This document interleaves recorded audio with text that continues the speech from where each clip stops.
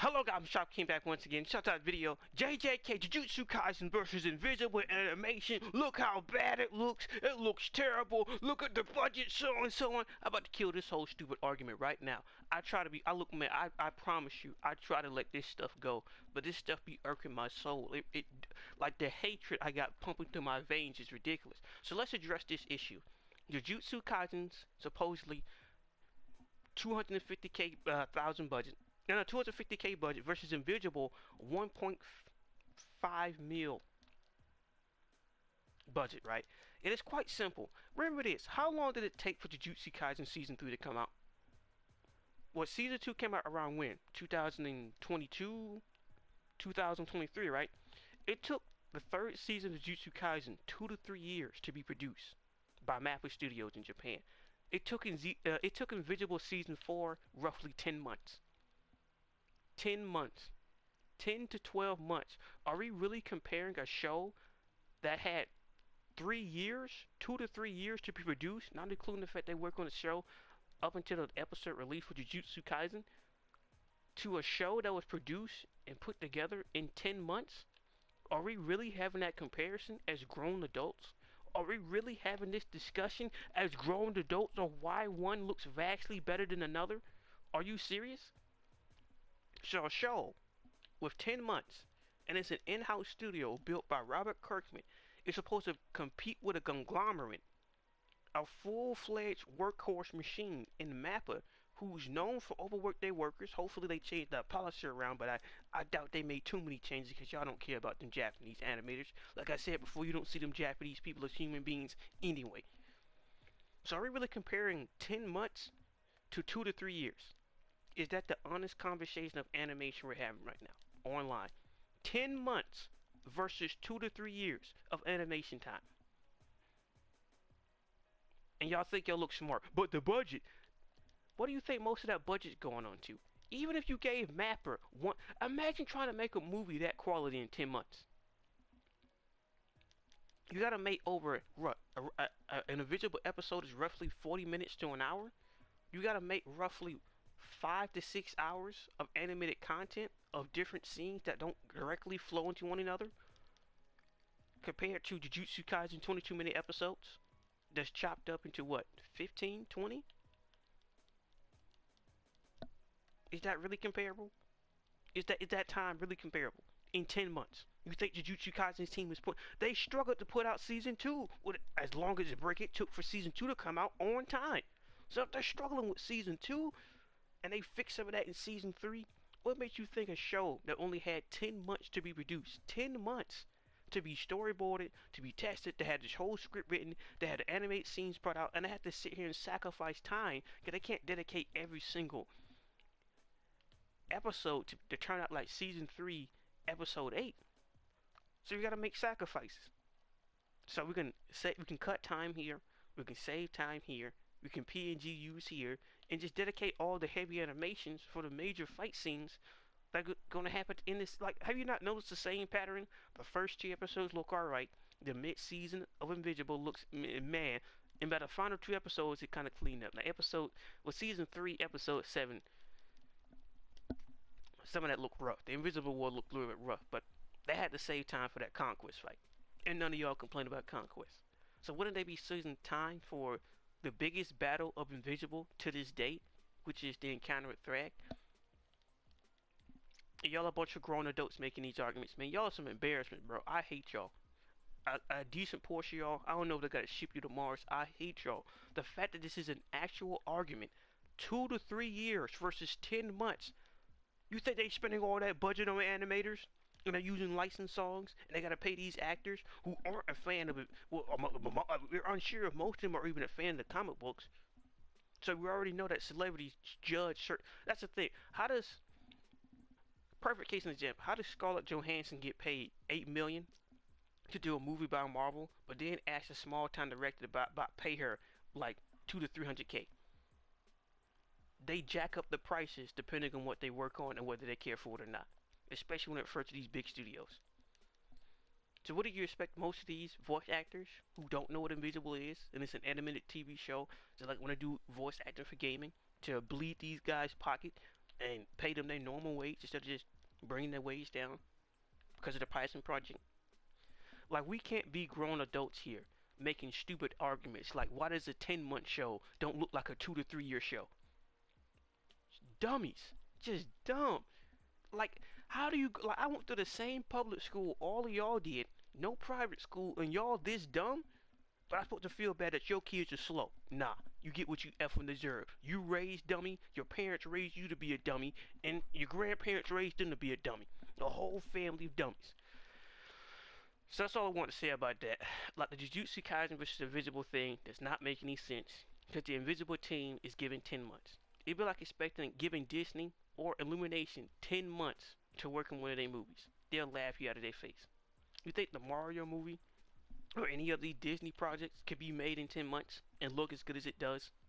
Put the crack rocks down, man. Put the vape pen down, addict. Put the alcohol down, druggie. Gee, do something positive for your life. Tired of this, man.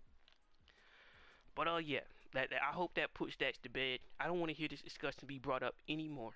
Anymore. I don't want to hear the JJK versus Invisible. These aren't even competing in the same market. Let's stop. Stop.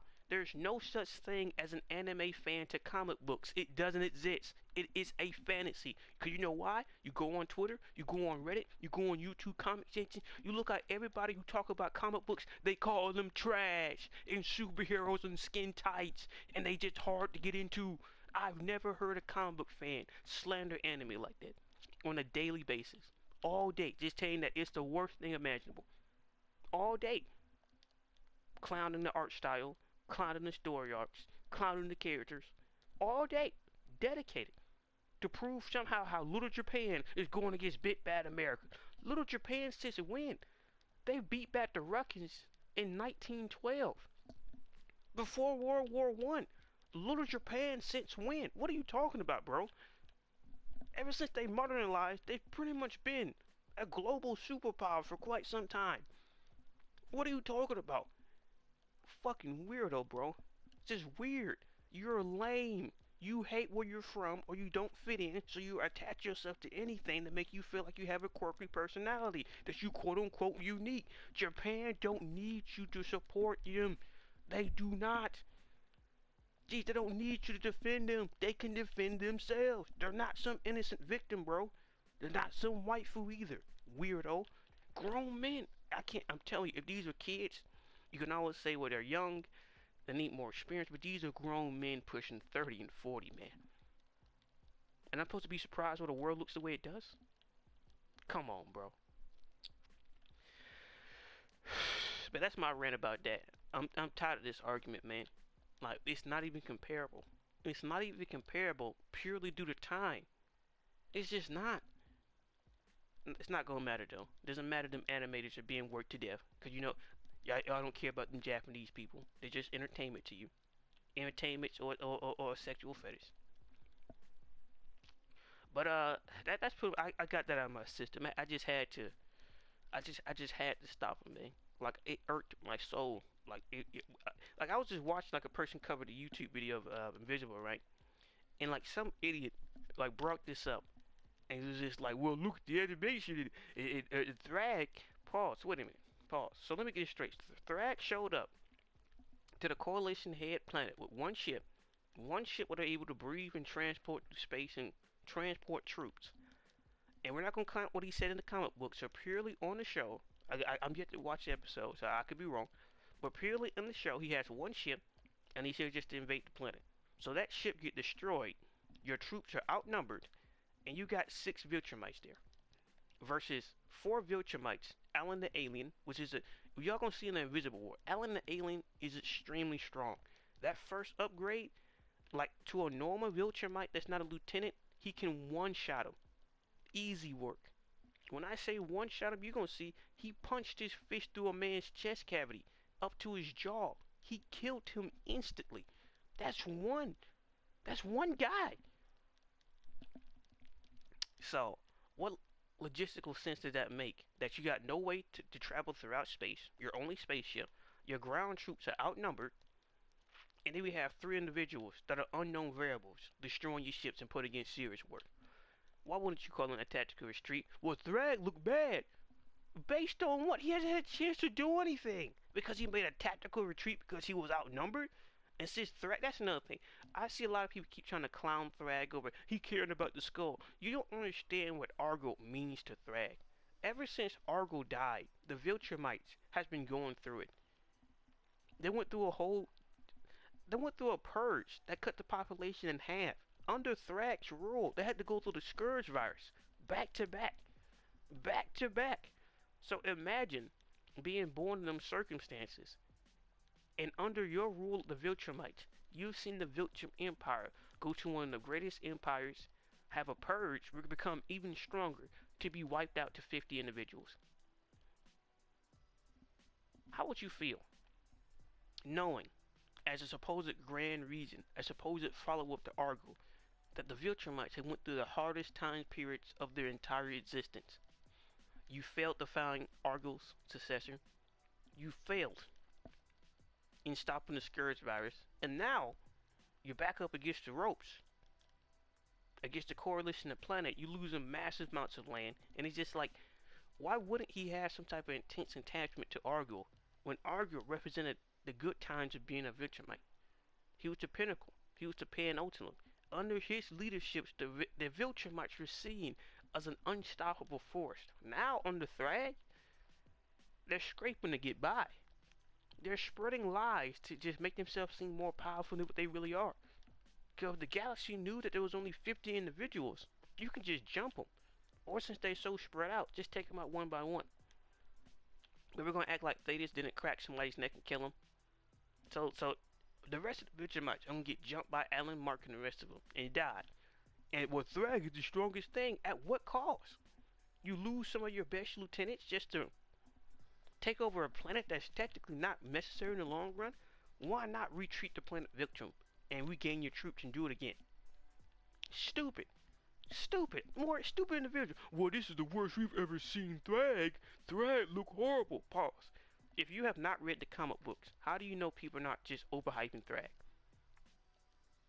How do you know people are just not just hype beasts? Because you know what a hype beast is. You know how people falsely juiced up boring characters and become these hype beasts over them. How do you know they're not just lying? You haven't read the comics.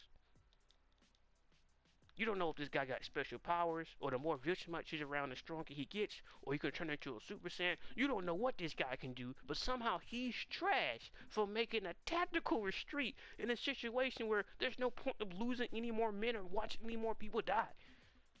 Because we're going to act like Craig wasn't getting his face pounded in the hamburger by Thetis.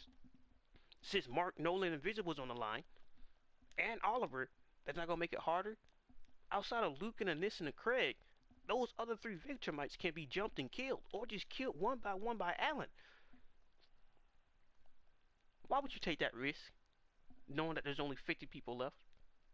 Why would you take that risk knowing that the Coalition has been killing Viltrumites up to this very point, of which in the comic books, for those who don't know, the reason why he attacked the Coalition's main planet is because he knew by pure numbers, Thrag knew by pure numbers he could not beat the Coalition of planets.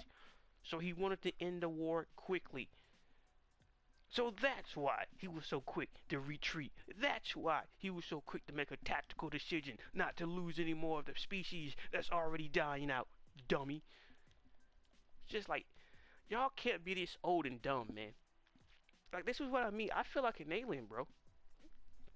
I'm over here saying bro. I don't even say bro like that. But I feel like an alien. I feel like I'm not from the same planet. I really don't. It's rather that I'm the alien and you guys are quote unquote human beings. Or I'm the only human being with a few other people who are actually human beings. And it's hard to tell which is one more scarier because either way, everybody still loses. But it is what it is. That's been my thoughts about the JJK versus Invincible. And the whole quote unquote Thrag is a failure, so on. So it's just like,